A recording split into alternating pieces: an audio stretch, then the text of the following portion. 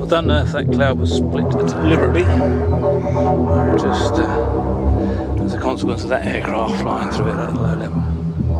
But we have these wispy things like little trails hanging down. And rocky formations in the cloud there.